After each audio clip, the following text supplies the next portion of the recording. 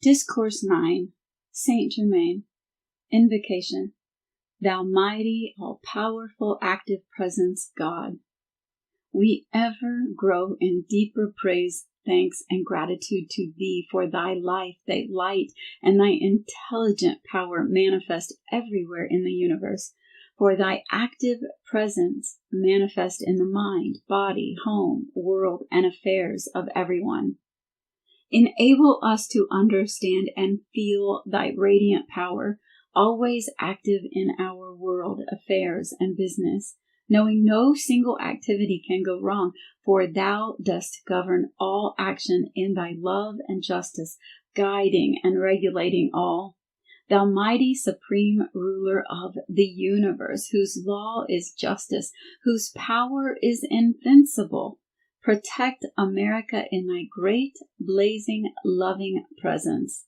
Reveal to the authorities of the United States of America any wrong activities. I am the mighty channel of justice, claiming all now and for all time, that they serve only the cause of America and the light of God. No human thought shall enter in, no human hand shall be raised against her, for she is sealed within the love of the great ascended host of light forever. Mighty God of the universe, Thy love, light, wisdom, intelligence, and justice shall fill every office in the land. All political graft shall be wiped out forever, and Thou shalt reign through Thy creation, through Thy children, in perfect justice to all. I bring You greetings from the great host, ever watching over and ministering through their divine radiation to heal, bless, enlighten, and prosper all who will accept. The discourse. One of the great needs of individuals and of sincere students today is to feel the necessity of giving time morning and evening to sincere meditation, to the stilling of the outer activity that the inner presence may come forth unobstructed. Meditation really means feeling the active presence of God. Therefore, when one attempts to enter meditation, he cannot drag all the disturbance that has beset him during the day along with him. Therefore, consciously remove from the feeling and attention every disturbing thing. Enter into your meditation to feel the presence of God, and do not resolve your troubles. When the statement was given, "Know the truth, and the truth will make you free," it meant the recognition, acceptance, and activity of the mighty I Am presence. First, know, I am is the first principle and absolute certainty of freedom now. Second, know, I am the active presence governing all manifestation in my life and world perfectly. Then I have entered into the truth which shall bring all freedom. I must relate a thing that would be most laughable if it were not really serious. You would chastise it and rebel considerably if your little pet dog continued to carry bones from the alley into your living room. You would think he were doing that which is so very much out of place. Do you know, beloved students of truth, that when you allow your minds to dwell upon disturbing things or experiences, you are doing a great deal worse than bringing bones into the living room? The unfortunate thing with students and individuals, which seems so difficult for them to understand, is never under any circumstances try to hold the water that has gone over the wheel. In other words, the unpleasant experiences, losses, or any imperfection that has passed over your wheel of experience to the present time should never be held close to you. They have gone over the wheel. Forgive and forget them. To give and forgive is godlike indeed. For illustration, if an individual or group of individuals has gone into a business undertaking and, through lack of understanding, it has failed or gone to pieces, it is always because of inharmony in the mental attitude and feelings. If every individual in such an association would take his stand and hold it, that there was only God in action, only the most perfect success would come out of it. Since the individual has free will, if he will not control his own thought and feeling, he will wreck things for himself and others. Such is the great law, unless every individual corrects his own thought and feeling and keeps it so. Everyone who manifests in the physical form today has made plenty of mistakes sometime, somewhere. So let no one take the attitude, I am more holy than thou. But each one's first attitude should be to call on the law of forgiveness. And if he be feeling or sending criticism, condemnation, or hate to another of God's children, a brother or sister, he can never have enlightenment or success until he calls on the law of forgiveness. Further than this, he must say to that person to whom he was feeling disturbed in any way, silently, I send you to the fullness of the divine love of my being to bless and prosper you. This attitude is the only release and freedom from the seeming failures of the outer activity.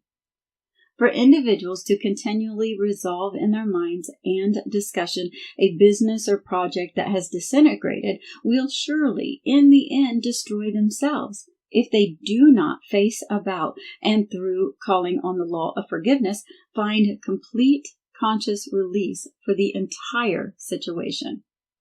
For an individual to hold an attitude of revenge for any seeming wrong, imaginary or otherwise, can only bring upon himself incapacity of mind and body, the old yet wondrous statement brought down to us through the ages, unless you are willing to forgive, how can you be forgiven, is one of the mightiest laws for use in human experience.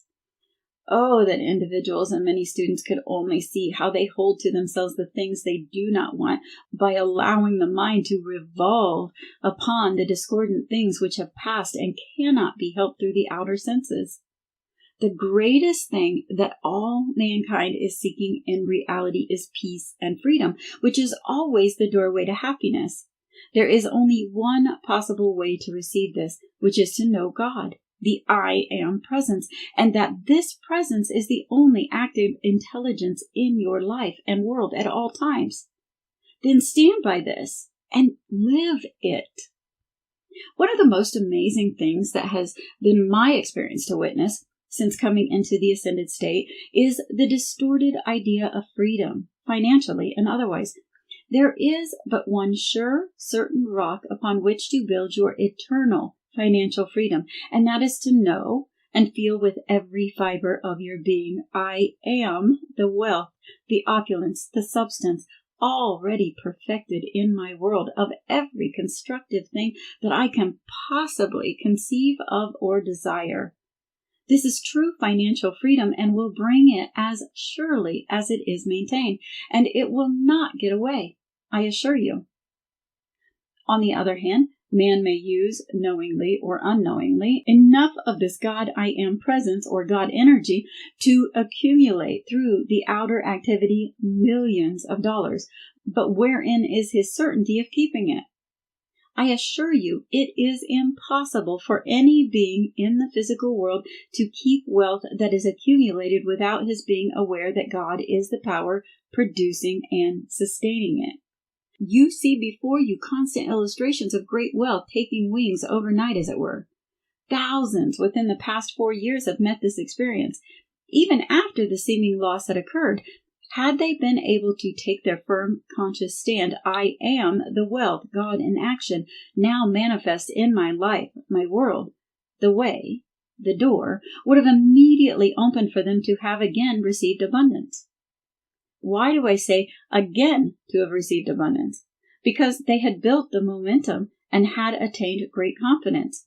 Therefore, all requirements were at hand ready for further use.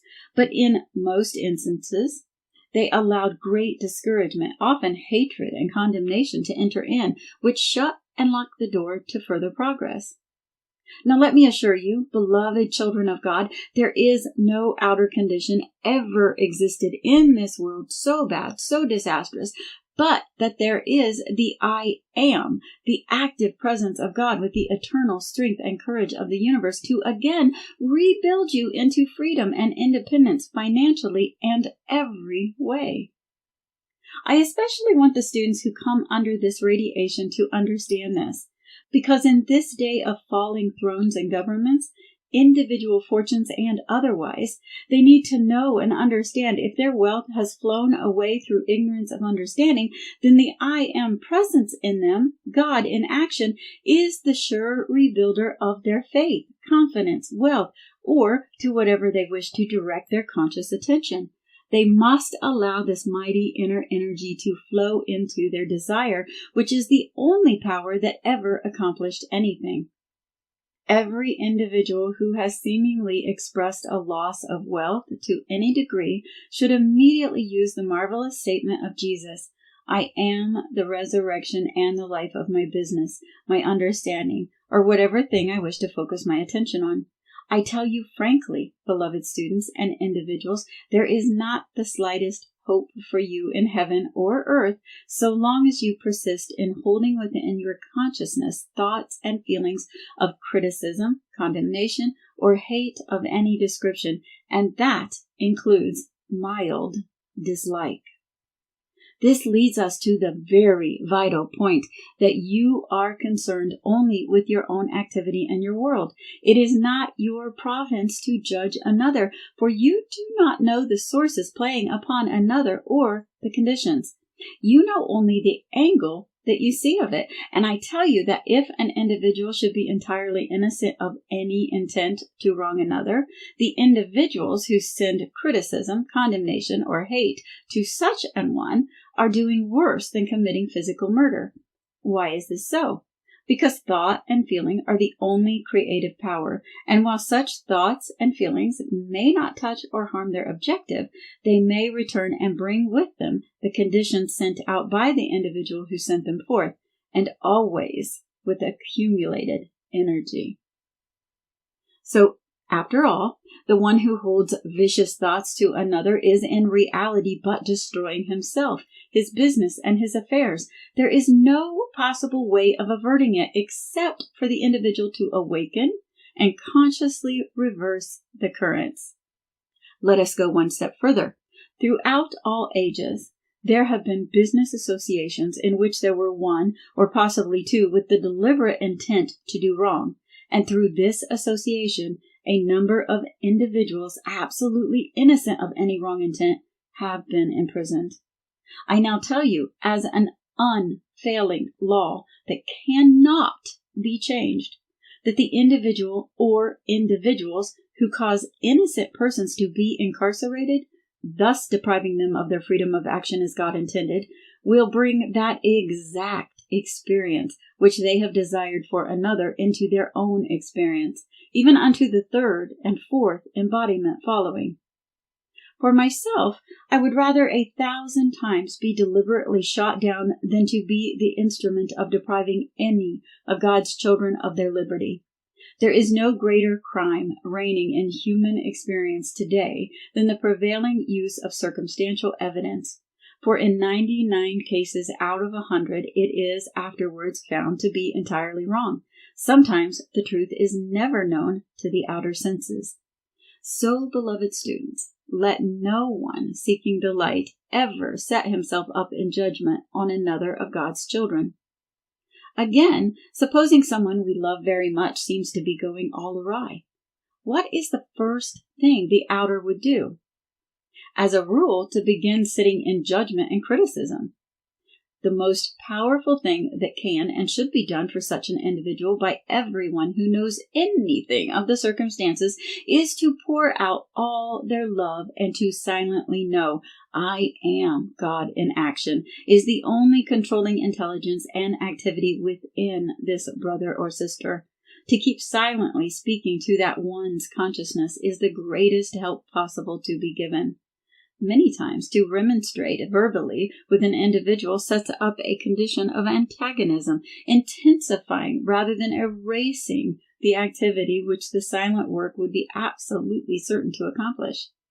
No one in the outer consciousness can possibly know what the I Am God presence in the other individual wishes to do. These are vital truths that, if maintained, would bring very great peace into the lives of individuals.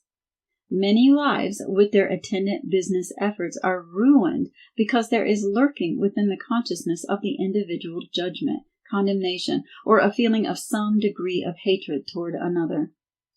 The student or individual who wants to leap ahead in the progress of the light should never enter sleep until he has consciously sent love to every individual whom he feels has harmed him at any time.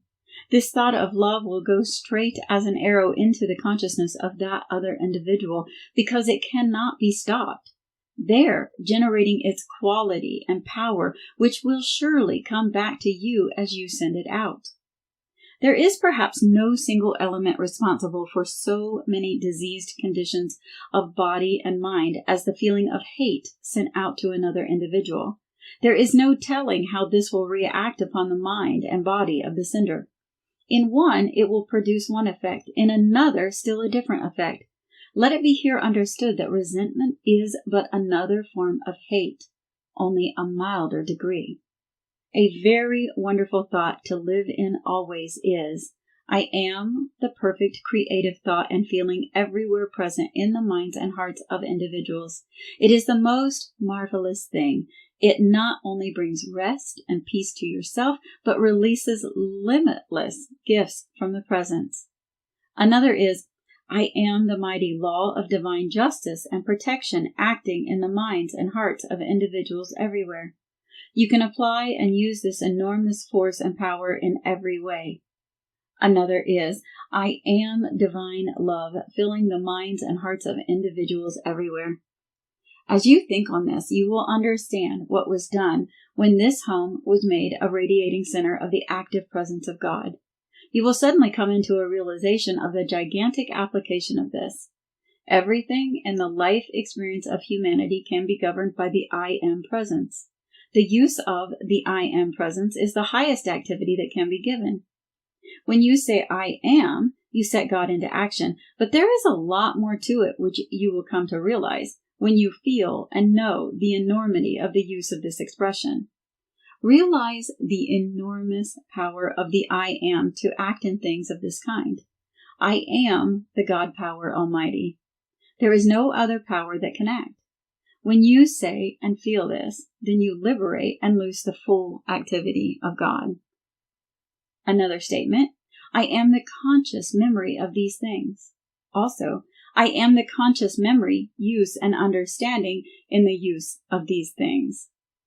When you say, the presence that I am clothes me in my eternal transcendent garment of light, it actually does take place that moment. The secret place of the Most High is this, I am presence. The sacred things that are revealed to you are not to be cast forth, for they are as pearls. Know always, I am the perfect poise of speech and action at all times. Then the guard is always up, for I am the protecting presence. God's energy is always waiting to be directed. Inherent within the expression of the I am is the self-sustaining activity. Then you know there is no time. This brings you to the instantaneous action, and your precipitation will soon take place. Always preceding a manifestation, you will feel that absolute stillness. Benediction. We give thanks, O mighty I am presence, for having entered into thy secret place. Let thy wisdom govern at all times the dispensation of thy light. Let thy wisdom guard and direct our minds and bodies at all times, that they always act in perfect accord with thee. As thou art called forth into action, O mighty I am presence, we know we are always charged at all times with thy mighty energy, and that it accomplishes all perfectly wherever it is sent. Notes. Legal affirmations. For the one not in the midst of the case, take the statement, I am the law. I am the justice. I am the judge. I am the jury. Knowing that, I am all-powerful. Then I know that only divine justice can be done here.